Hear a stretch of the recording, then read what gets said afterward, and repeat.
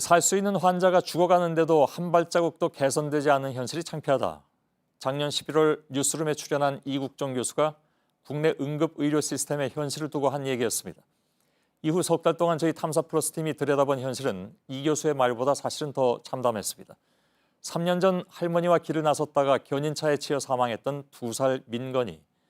당시 전북대 병원에서 6시간 가까이 방치된 민건이는 결국 사고 13시간 만에 숨졌습니다. 이후에 복지부 조사와 감사원 감사에서 다른 응급수술 때문에 환자를 받을 수 없었다는 전북대 해명은 거짓으로 드러났습니다. 그런데 당시 민건이 할머니도 병원 방치로 사망했다는 의혹이 제기됐는데 이에 대한 조사는 제대로 이루어지지 않았던 것으로 파악됐습니다. 그리고 이 병원에서는 2년 뒤에 또 한 명의 살 수 있었던 생명이 세상을 떠났습니다. 24살 이동현 군. 서준석 기자의 보도입니다.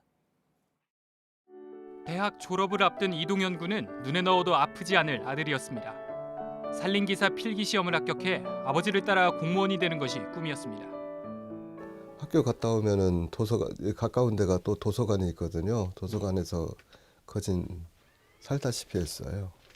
동현 군의 꿈이 산산조각 난 건 사고가 났던 지난해 10월 19일. 오토바이를 타고 집을 나선 동현 군은 도로 표지판을 들이받았습니다. 코와 입에서 출혈이 시작됐습니다. 하지만 의식은 또렷했습니다. 스스로 걸어 나와가지고 또 이렇게 쭈그리고 있었는데 이동 도중에도 생체적인 것들과 체크를 다 현재 이상 없었고. 동현 군이 전북대학교 권역응급의료센터에 도착한 건 골든타임인 1시간이 지나지 않은 오후 6시 16분입니다. 당시 동현 군의 혈중 산소 농도는 87에서 90%. 산소 호흡기가 필요한 폐암 환자와 같은 저산소증 상태였습니다. 나간면 손상이 되면 제일 먼저 우리가 걱정해야 될 게 기도, 숨쉬는 기도 확보. 몸에 이제 산소가 충분히 공급이 안 되는 상황이 3분에서 5분이 지나버리면 비가역적, irreversible, 돌이킬 수 없는 강을 건너버리거든요. 하지만 기도 확보를 위한 조치는 없었습니다. 호흡을 못해서 계속 나 호흡 좀 어떻게 해달라고 하는 마당인데 지금 의사들은 왔다 갔다 하기만 하고 훑게 보기만 하고. 응급센터 측은 전문의를 따로 불렀다는 입장입니다. 의식이 너무 명료해서 일단 구강외과 계획을 좀 듣고 처치를 하자 하는 게 처음 계획이었어요. 하지만 구강외과 임모 교수가 나타난 건 2시간이 지난 오후 8시 14분. 하다못해 환자 자신이나 보호자가 이것 좀 해주세요. 급하잖아요. 보기 때문에, 내 자식이기 때문에.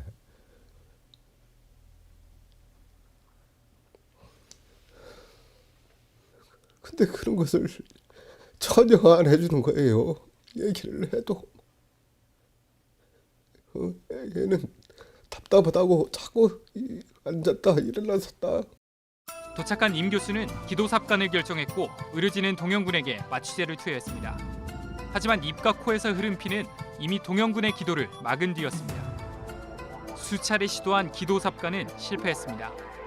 동현 군의 체내의 산소 포화도는 30%대, 분당 100회가 넘던 심장 박동수도 83회로 떨어졌습니다. 기관절개술로 이군의 숨통이 가까스로 트인 건 오후 9시. 병원에 도착한 지 2시간 40분 만이었습니다. 하지만 곧 심정지 상태에 빠졌습니다. 벽동발이라도 자꾸 난동을 부렸으면은 관심이라도 좀 보여서 뭐라도 해주지 않았을까 하는 생각이 들어서 참 미치겠어요. 결국 식물인간이 된 동현 군은 한 달 뒤 세상을 떠났습니다. 근데 결국은 얼굴 상처 때문에 죽은 게 아니라 그는 무관심, 기도만 않고 해줘서 더 살 수 있었는데. 동현 군의 사인은 저산소증으로 인한 뇌손상으로 추정됩니다. 24살 청년은 가족 여행을 하루 앞두고 일어난 사고에 홀로 다른 세상으로 떠나게 됐습니다. 탐사플러스 서준석입니다.